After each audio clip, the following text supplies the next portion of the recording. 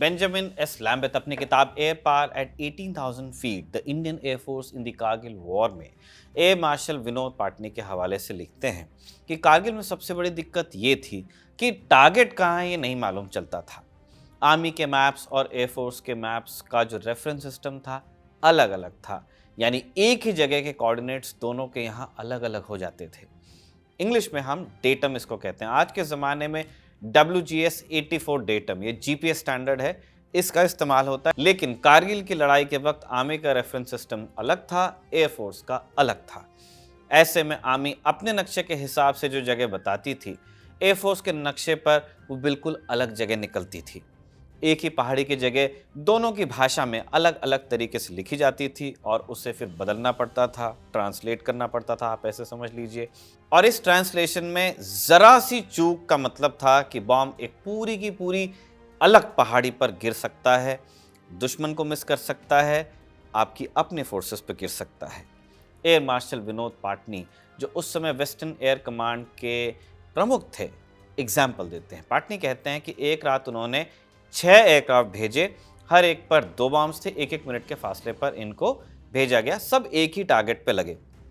अगली सुबह जब रैकी के लिए जहाज भेजा गया, बैटल डैमेज असेसमेंट हम कहते हैं कि आपने जो कार्रवाई की उसका असर क्या हुआ, तो उसको बर्फ में 10 गड्ढे नजर आए और सब एक दूसरे के बहुत करीब थे। इसका मतलब पायलट्स ने बिल्कुल सही काम किया था, लेकिन दिक्कत ये थी कि उन्हें टारगेट ही सही नहीं पता था, और अगर पता गलत हो तो दुनिया का सबसे स्मार्ट बॉम्ब भी उसे ठीक नहीं कर सकता।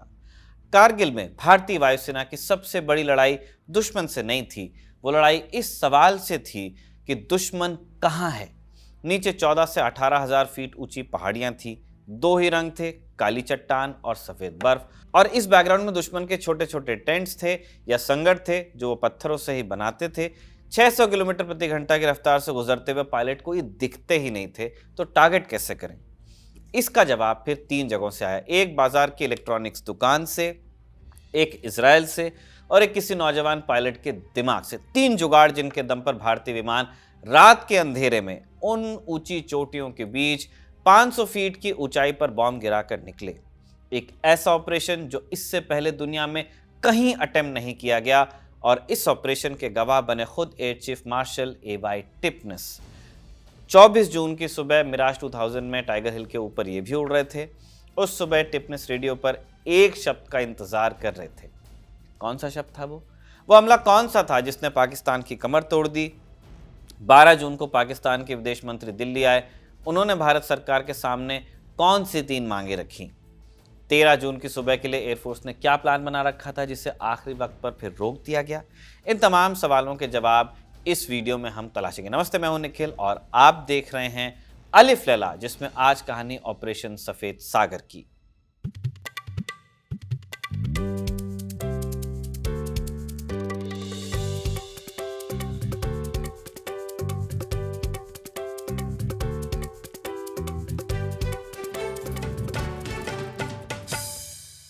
ऑपरेशन सफेद सागर के पार्ट 1 में हमने जाना था कि कारगिल की चोटियों पर पाकिस्तानी कब्जे के बाद कैसे 2 हफ्ते तक यही बहस होती रही कि भारतीय वायुसेना इस लड़ाई में उतरेगी या नहीं उतरेगी। आर्मी को अटैक हेलीकॉप्टर्स चाहिए थे और एयरफोर्स का कहना था कि इस हाइट पर पाकिस्तान की स्टिंगर मिसाइल्स के सामने वो हेलीकॉप्टर टारगेट प्रैक्टिस के लिए इस्तेमाल किए जाएंगे, बस लोग मारे जाएंगे। 25 मई को प्रधानमंत्री अटल बिहारी वाजपेयी ने इजाजत दी, साथ में एक शर्त भी रख दी कि LC आप पार नहीं कर सकते। 26 मई की सुबह ऑपरेशन सफेद सागर शुरू होता है और अगले 3 दिन में वायुसेना ने 2 लड़ाकू विमान और 1 हेलीकॉप्टर गंवा दिए, 5 लोगों की जान गई। इसके बाद एयरफोर्स ने 3 फैसले लिए, हमने पहले भी बताया था, रिवाइज करा देते हैं। अटैक रोल्स में हेलीकॉप्टर्स का इस्तेमाल पूरी तरह बंद किया गया। टारगेट से 6 या 8,000 फीट की ऊंचाई पर ही उड़ने का हुक्म दिया गया और उन्हीं एयरक्राफ्ट्स को फिर इसके बाद भेजा गया वहां जिन पर फ्लेयर डिस्पेंसर लगे थे, और इसके बाद पूरी जंग में एक भी भारतीय एयरक्राफ्ट नहीं गिरा। Problem solve. अब आगे की कहानी यह है कि कैसे एयरफोर्स के 3 जुगाड़ों ने एयरफोर्स की मेन प्रॉब्लम को सॉल्व किया। पहला जुगाड़ एक नौजवान पायलट के दिमाग से निकला था। उसने एक बहुत कॉमन चीज, बाजार में मिलने वाला सोनी हैंडी कैम जो हाथ में पकड़ के पहले रिकॉर्ड करते थे, अपने साथ कॉकपिट में रख लिया और पूरे इलाके की एक फिल्म बना ली। फायदा यह हुआ कि लौटते ही बिना किसी लैब में फोटो धुलने का इंतजार किए पूरे इलाके का वीडियो सामने आ गया। फायदा यह था कि इस वीडियो को पॉज किया जा सकता था, जूम किया जा सकता था, बार बार देखा जा सकता था। पाटनी बताते हैं कि यह तरीका इतना काम आया कि पूरे ऑपरेशन के दौरान चलता ही रहा। वैसे हम आपको बता दें, कॉकपिट में कैमरा ले जाने की इजाजत नहीं होती है। उस यंग पायलट ने एक रिस्क लिया था, लेकिन ये जो प्रेजेंस ऑफ माइंड थी, ये बहुत काम आई और फिर उसके बाद इसे कंटिन्यू किया गया। इसके बाद दूसरा जुगाड़ काम आया, जीपीएस। भारत के पास तब अपने नेविगेशन सैटेलाइट नहीं थे, अभी हैं लेकिन चल नहीं रहे हैं, तब तो थे ही नहीं। इसलिए भारत ने अमेरिका की मदद मांगी, क्योंकि अमेरिका के पास ग्लोबल पोजिशनिंग सिस्टम था, जीपीएस जो आपके फोन में भी यूज होता है, सिविलियन वर्जन है। यूएस आर्मी इस नेविगेशन सिस्टम से किसी भी लोकेशन के एग्जैक्ट कोऑर्डिनेट्स को आइडेंटिफाई कर सकती थी, हिंदुस्तान को दे भी सकती थी। लेकिन भारतीय रिक्वेस्ट पर अमेरिका का जवाब क्या था? Due to national policy restrictions we can't provide the requested GPS data in your reason.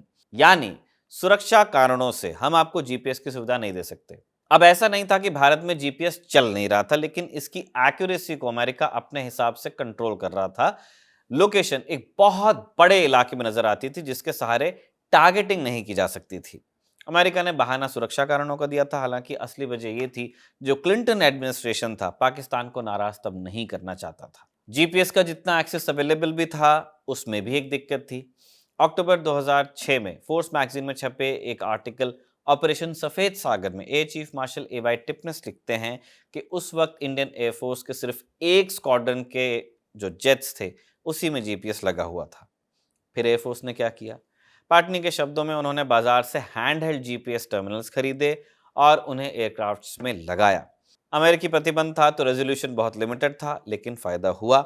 पहले पायलट को निशाना अपनी आंख से देखकर ही लगाना पड़ रहा था। पहाड़ों और काली चट्टानों और सफेद बर्फ के बीच उसे दिखता नहीं था टारगेट। अब तरीका बदल गया। निशाने का लैटिट्यूड लॉन्गिट्यूड पहले से भर दिया जाता था और पायलट सीधे उस तक फ्लाई करके जाता था और तय दूरी पर पहुंच करके बॉम्ब रिलीज कर देता था। आंख से देखने की जरूरत कम हो गई और इसका बड़ा फायदा यह हुआ कि अब मौसम मायने नहीं रखता था। बादल हो, कोहरा हो या रात हो, बॉम्बिंग मिशन चल सकते थे। पाटनी बताते हैं कि उन्हें यह भी मालूम था कि करीब से निशाना ज्यादा सही लग सकता था, लेकिन दिन में नीचे आना खतरनाक था क्योंकि स्टिंगर मिसाइल का खतरा था। क्या किया जाए? तो एयरफोर्स ने एक बहुत डेयरिंग डिसीजन लिया।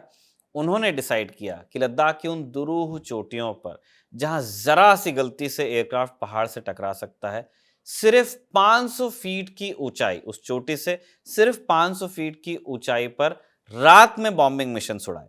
पाटनी का कहना है कि ऐसा दुनिया में पहले कभी कहीं अटेम्प्ट नहीं किया गया था, वो भी ऐसे विमानों से जिनमें कोई मॉडर्न इक्विपमेंट नहीं था और ऐसे इलाके में जहां कोई रडार काम नहीं करता था। रात के अंधेरे में जब इतनी कम हाइट पर जेट्स आते थे, तो पाकिस्तानियों को अंदाजा लगाने में दिक्कत होती थी कि इंडियन जेट्स आ किस डायरेक्शन से रहे हैं, क्योंकि आईएफ चोटियों से बहुत करीब उड़ती थी और पाकिस्तानियों को अपनी स्टिंगर एम करने का मौका नहीं मिलता था, क्योंकि बहुत स्पीड से गुजर जाता था।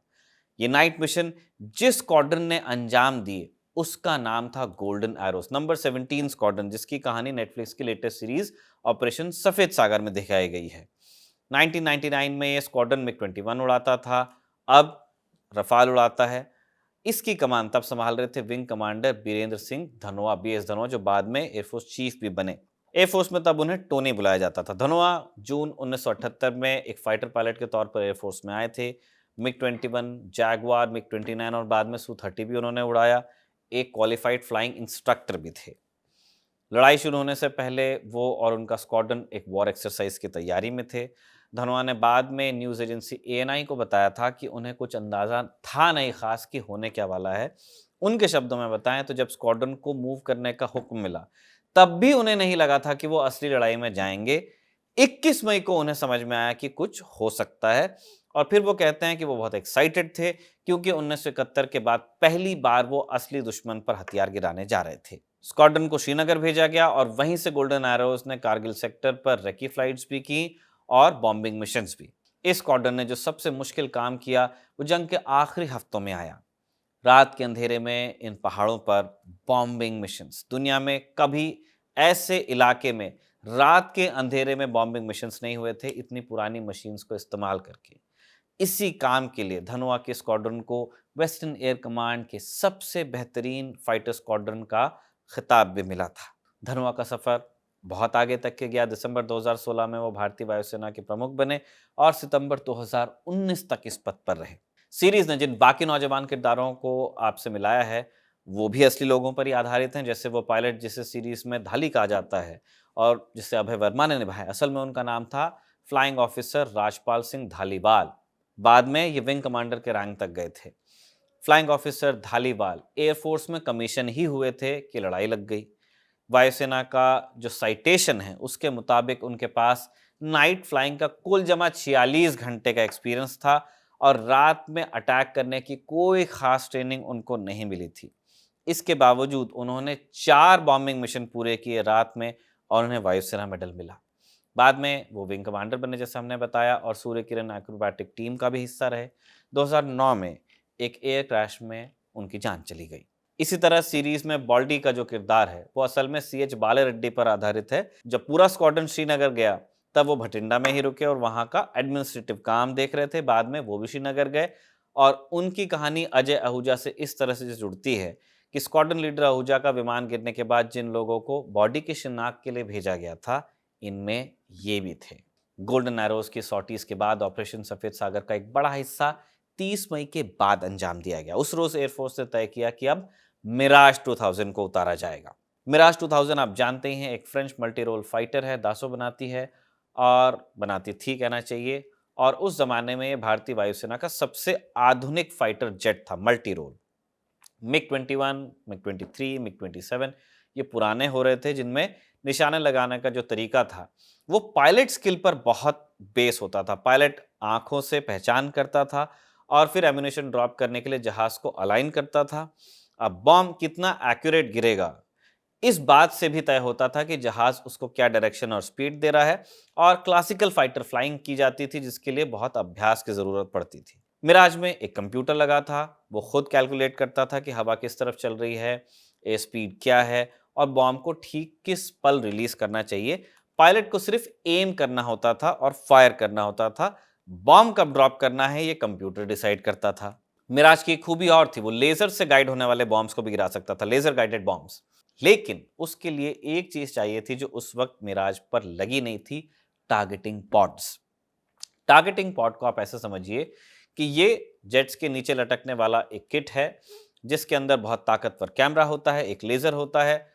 कैमरा दूर से निशाने को देखता है और लेजर उस पर एक बीम टिका देता है और उस बीम को ट्रैक करते हुए बॉम्ब जाकर के हिट करता है टारगेट को। भारत ने 1997 में इजराइल से ऐसे पॉड्स का सौदा किया था, लेकिन 1999 तक उनका पूरा इंतजाम हो नहीं पाया था। बैंगलोर में इन पॉड्स को मिराज पर और जैगुआर्स पर लगाने का काम चल रहा था, पूरा नहीं हुआ था। मुश्किल वक्त में इजराइल ने मदद की। इजरायली इंजीनियर्स हिंदुस्तान आए और बीच लड़ाई में ग्वालियर, जहां मिराज का स्क्वाड्रन तैनात था, वहां पर लेजर पॉड्स लगाए गए और साथ ही मिराज की बेली में हार्ड पॉइंट्स यानी जहां जिनमें बॉम्ब को फिट किया जाता है उनमें चेंजेस किए गए ताकि वो 1000 पाउंड यानी 500 किलो का अमेरिकन बॉम्ब उठा सके। पेवेट 2 ये एक लेजर गाइडेड बॉम्ब है।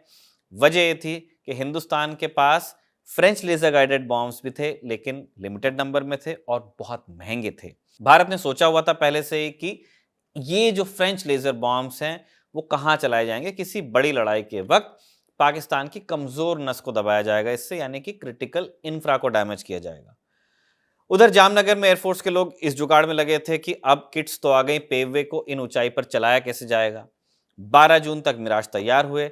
एक सवाल अभी भी बाकी था कि लेजर गाइडेड बॉम्ब्स चलाए जाएं या न चलाए जाएं।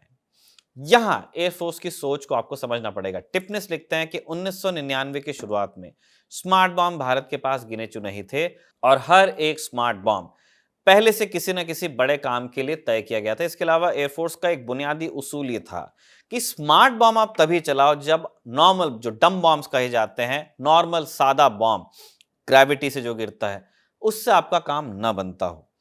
पहले साधारण बम आजमाओ, काम नहीं बने तो स्मार्ट बॉम्ब को आखिरी हथियार की तरह बचा कर रखो। लेकिन जब जून आते आते टाइगर हिल को वापस हासिल करना मुश्किल दिखने लगा तो एयरफोर्स ने स्मार्ट बॉम्ब्स की मदद ली और फिर 24 जून आता है टाइगर हिल। टाइगर हिल आप जानते हैं द्रास के ऊपर एक ऊंची चोटी है और जहां से नीचे हाईवे पर सीधी नजर रखी जा सकती, बहुत दूर का इलाका आप डोमिनेट करते हो, उस पर बैठे पाकिस्तानी सैनिकों ने वहां पे एक ऑब्जर्वेशन पोस्ट भी बना के रखी थी और यहां से पाकिस्तानी आर्टिलरी स्पॉटर्स जो होते थे वो अपनी गन्स को एक्यूरेट ग्रिड रेफरेंस देते थे और यही वजह थी कि पाकिस्तानी सड़क पर चल रहे कॉन्वॉय से लेकर आर्मी की जो ब्रिगेड हेडक्वार्टर थी हिंदुस्तान में, उस पर तक इफेक्टिव फायर वो करते थे। उस दिन 2 मिराज 2000 भेजे गए, एक को लेजर बॉम्ब फायर करना था और दूसरा एक ट्विन सीटर मिराज था जिसका काम पूरे हमले को देखना, उसको रिकॉर्ड करना था, बीडीए। इसको उड़ा रहे थे विंग कमांडर संदीप छाबड़ा और उनके पीछे बैठे थे air chief marshal A Y Tipnis. Tipnis उस एक्सपीरियंस के बारे में लिखते हैं कि लेजर बॉम्ब कुछ देर तक उड़ता रहता है, उसको समय लगता है पहुंचने में और उतनी देर तक निशाने पर लेजर का टिका रहना, उस टारगेट का इल्यूमिनेटेड रहना जरूरी है। हमला करने वाले पायलट ने कॉल दिया कि उसने निशाना देख लिया है और फिर बॉम्ब सर्वे का कॉल आया कि मैंने बॉम्ब चला दिया और फिर इंतजार शुरू हुआ, टिक टिक टिक टिक। टिपनिस लिखते हैं कि वो इंतजार जितना है उससे कहीं ज्यादा लंबा महसूस होता है। मन में आता है कि कहीं पायलट की निगाह निशाने से हट तो नहीं गई। फिर रेडियो पर वो शब्द लेकिन सुनाई आता है जिसका सब इंतजार कर रहे थे, बुलसाई। उस लेजर बॉम्ब की तस्वीर जिसमें निशाने पर लेजर का क्रॉस बना दिख रहा है, आज कारगिल की सबसे मशहूर तस्वीरों में से एक है।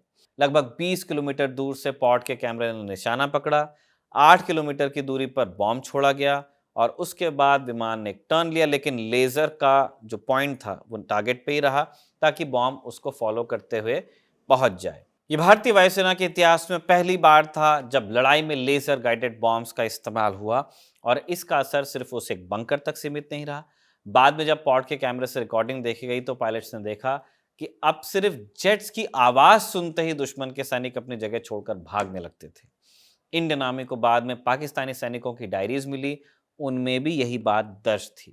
अब उस हमले पर आते हैं जो असल में इस पूरी जंग का एक बड़ा टर्निंग पॉइंट था। तारीख थी 17 जून, जगह थी मुंतो ढालो, आपने सुना भी होगा। मुंतो ढालो बटालिक सेक्टर में एक जगह है, हिंदुस्तान में ही पड़ती है, एलसी के इस तरफ ही है। यहां पाकिस्तान ने हमारे इलाके में उनकी नॉर्दर्न लाइट इन्फेंट्री ने अपना बेस बनाया हुआ था और यहीं से आगे बैठे सैनिकों तक राशन पानी, दवाइयां, गोला बारूद सब कुछ जाता था।